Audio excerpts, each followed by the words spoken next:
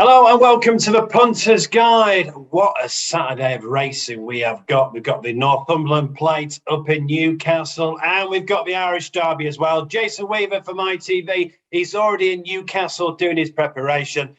Jason, thanks for joining us. Jason, I've got to start. Frankie Dettori, I know you're good mates with him. I mean, what's going on? Just one ride tomorrow at Newmarket. It's not for Gosden. It's for Ralph Beckett. And in fact, he's not riding any of the Gosden horses. What's going on? Yeah, we all saw what happened at the Royal Meeting. And obviously, Dettori wasn't at his best as far as Stradivarius was concerned. I suppose if we go back a bit, you'll go Lord North. If we're talking about the best rider in the world, you don't make a mistake of pulling the hood off. Go back a couple of weeks prior to that. You've got Emily Upjohn being slowly away out of the gates and then get beaten an absolute pixel. So is John and Thady, are they thinking, well, we should have won the Oaks. Lord North didn't even get a chance to show what he could do. Stradivarius didn't get a chance to show what he could do. He obviously felt that Saga should have won as well. And there's been a culmination. I think that the real one that seemed to sting is that Frankie, when he came back in, he didn't hold his hands up per se. He didn't say it was my fault regarding Stradivarius, and that was what everybody else thought. And so there was this real clash between them. Normally there's a little bit of give and take. You may have a minor disagreement, but that seems the one that really, ruffled the feathers. Of course, he came out, he won on Inspiral afterwards, and you thought, well, that's okay. It's just steadied the ship and away you go. But that is not the case. There's obviously been a good bit more going on behind the scenes between the two. Right. The pros. He's a brilliant rider. He's kept himself in great condition, and he's brilliant up at the top level. Who are you going to get to replace him? Is John Gosden thinking, hold on a minute, even the best golfers in the world have to practice 4, 5, 6 hours a day. So you're taking days off and not going there, whether it be a snooker player, whether it be a professional athlete, whatever. And he just feels that he's missed a beat on a couple of occasions. That's what it looks like. And, the taking off of the horses. I mean, Sambaru is one, Dettori's won so many big races in those colours. Obviously, Enable springs to mind, but a whole host of others. But taken down is that John Gosden putting his foot down. They're having a meeting. They're seeing what's going on. And it'll be a terrible way for it to end as far as Frankie Dettori is concerned from the Gosden stable. I really hope it doesn't happen. I hope they can come to some sort of agreement, but it's not looking great. So do you think this could be more than just John Gosden dropping his star striker, to give him a kick up the what's it? Could this be like, he wants to transfer him, get rid of him? Yeah, well, could be as bad as that. Well, look, he's 51.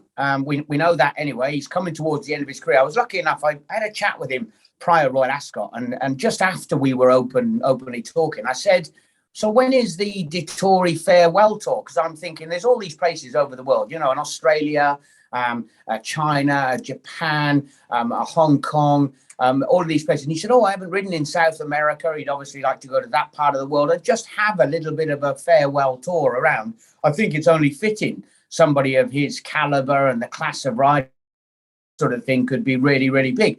And then I thought, geez, I hope that doesn't get pushed forward immediately now, because this is where it's heading. There was not a hint of retirement at all. And that is the absolute worst scenario for me, is that he doesn't continue with the job. I really hope that's not true. But you think that could happen now? Well, I'm hoping not. But look, they've got right at loggerheads. I just think it would have been so much better had he come in afterwards and said, I messed up on Stradivarius. I'm really sorry for the horse because it was his final race here at the Royal Meeting. We all know that Bjorn Nielsen wants him to go to stud afterwards. He's going to try and push him with mares and everything else, even though he's unfashionable, if you like, because he's not a speedy horse. However, He's got a great pedigree. I think it just should have been one of those moments. Come in, give it one of those and say, I'm sorry. But the fact that that didn't happen has then had some more rumbling, I feel. Well, one thing we know for certain, Frankie is not riding for the Gosdens this weekend. Let's turn our attention to the races live on ITV. We start 150 at Newcastle with the handicap, Jason. And, well, I think Strike Red, course and distance for Richard Fahey. Richard Fahey had a great Royal Ascot as well. Looks to have a great chance. Yeah, good opening race for the ITV cameras. Strike Red. I mean, he won Hamilton and here on a couple of occasions last season. He's off a real strong close-up fourth last time. Ratia put up a brilliant reappearance run at headquarters and then is slightly disappointed afterwards. I'm going to go yesterday's meeting and also the previous day here on the synthetic towards the stand rail look to hold a little bit of a slight advantage. And so back down sprinting, Sir Titus is only having his third run for Michael Dodds. He was with Brian Smart. He backed up really quickly after a good reappearance run for the stable. And now they've sort of pulled up stumps and thought, right, well, that wasn't the right thing. He didn't run as well, even though he was close up in a good race at York. 35 days he's had since his last run. I think that he's got a little bit of wriggle room from a mark of 86. Add to that, he's in double digits, so he could be an each-way play in the opener. The 205, we go to Newmarket. It's a Maureen Brittain Memorial Empress Fillies Stakes and Dettori's only ride with Lazoo for Ralph Beckett.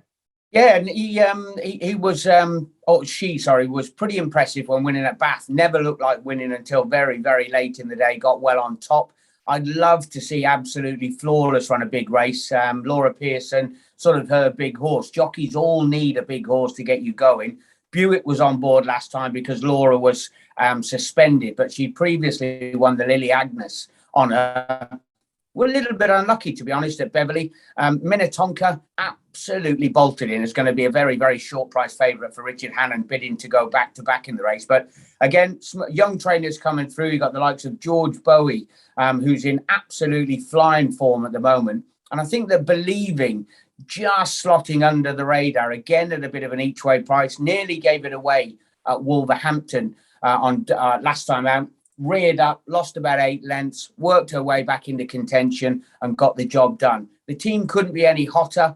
Admittedly, she needs to be a good bit better than what she's shown so far. But again, she's an each-way shout against what's going to be a red-hot favourite in Minnetonka. Yeah, George Bowie, of course, 2 winners at Royal Ascot, been firing their winners this weekend as well. Back to Newcastle for the Chipchase Stakes at 225.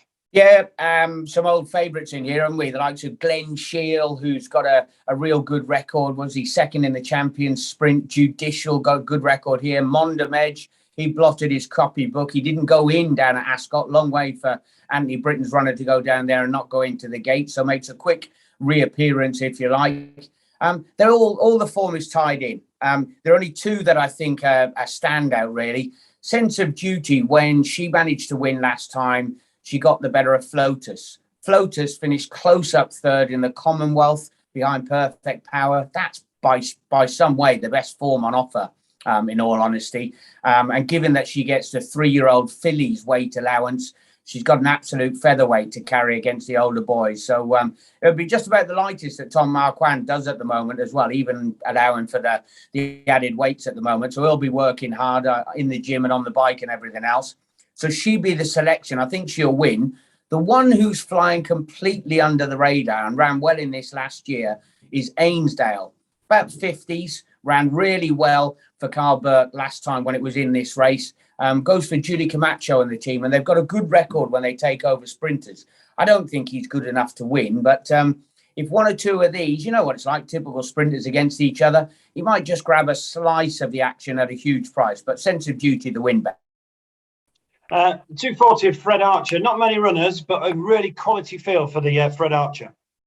Yeah, Kamari, Rebels, Romance, Stowell, Universal Order. I think it's going to be throw them up in the air. Which one comes down, as to who's going to be favourite. The only outsider, definitely something enticing, who's going to struggle from her perch of 95 to trouble the leaders, if you like.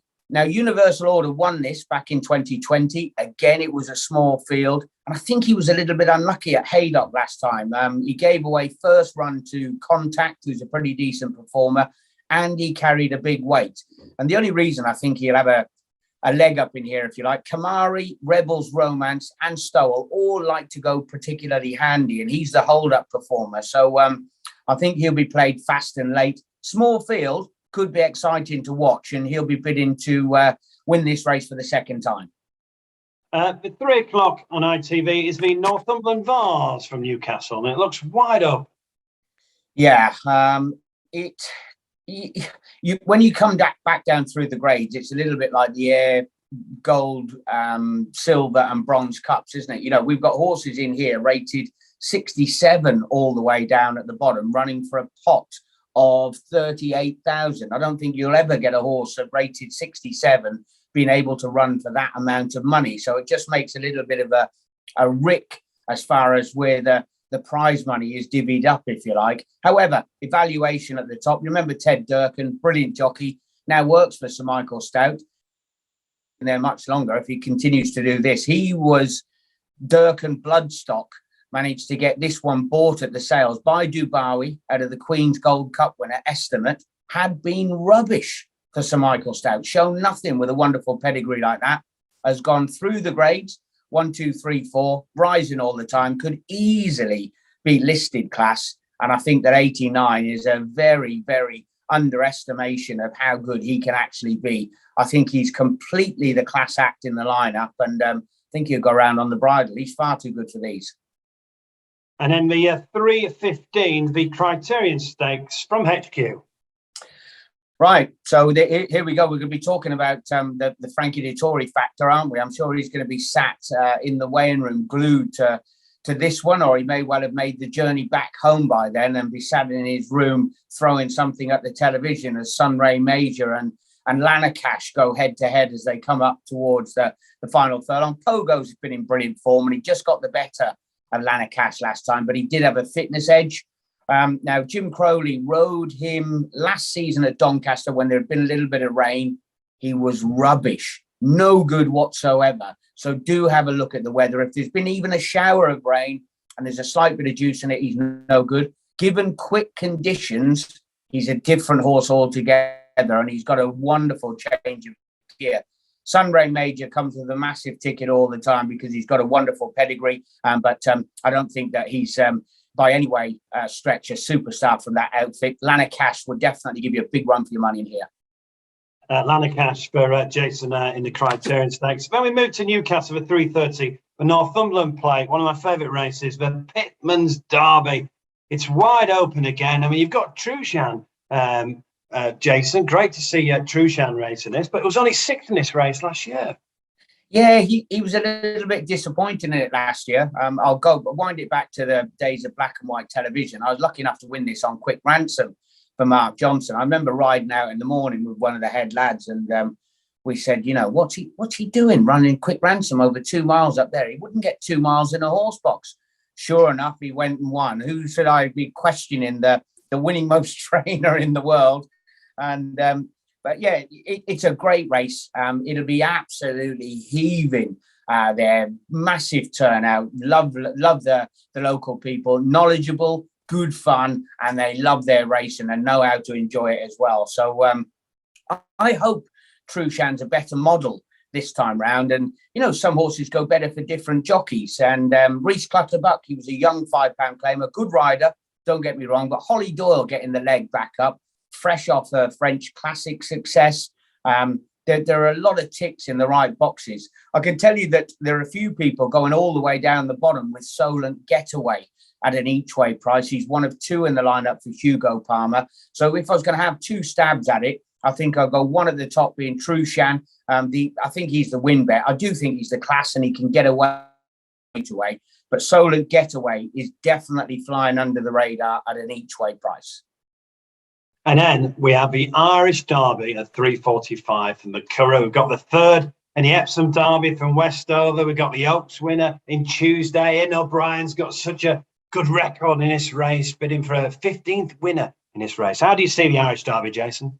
Yeah, I think the two that you mentioned, it's definitely a matchup between those people. I know David Manucci has been really hot on Lionel, says he's got all the right credentials to run a big race and maybe cause a bit of an upset. Piz Badil will be better suited to this track than he was at Epsom, but he was an also round. He's got a massive amount of ground to make up with Westover. Well, if Frankie Dettori is watching Sunray Major and all the others thrown at the television, I should imagine that Rob Hornby's watching this through clenched fists. I should think. Real unlucky for him to get the jog off. There's only 8 runners. He was unlucky in the Derby. I think he would have gone really, really close to winning, if I'm being honest, even though the winner won well and is a very good Derby winner. The only negative is that he got quite warm before Epsom, so do watch him in the prelims and see if there's any signs of him boiling over whatsoever.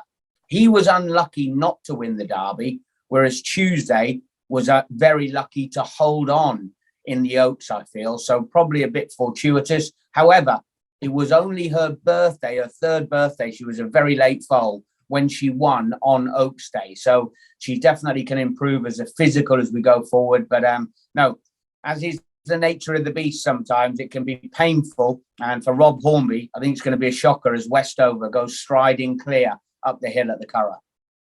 Right then, Jason, come on. You were very, very good at Royal Ascot. Give us a nap and an each way. I think, well, the each way's definitely got to be Sir Titus in the opener. I think that he's massively overpriced at double digits, having his 3rd start for a real good sprint academy. I'd love to put up Trushan in the Pitman's Derby, but if I think it was going to be a nap, I think at Westover he'll go down and come home alone in the Irish Derby. So yeah, I think he does rate the strongest on the card. Everybody's going to latch on to Tuesday from the Aidan O'Brien camp, but I think she'll play second fiddle to the big colt. And I know you're professional, Jason, but you're in Newcastle. I love Newcastle. It's a fantastic city. Where are you going tonight then? I will be at Close House playing golf. That's my afternoon, I'm afraid. Yeah, so no party later on. A little bit of golf. Careful, Graham Wiley might get you out partying. You need to be careful of Graham Wiley. Look, have a brilliant time. Enjoy Newcastle Close House, a fabulous golf course. Betfred British Masters was there a couple of years ago as well, but unfortunately had to be paid behind closed doors. Jason, thanks for joining us, and we look forward to seeing you all on ITV tomorrow, and we'll see you next week on the Punters Guide. Thanks so much to Jason Weaver.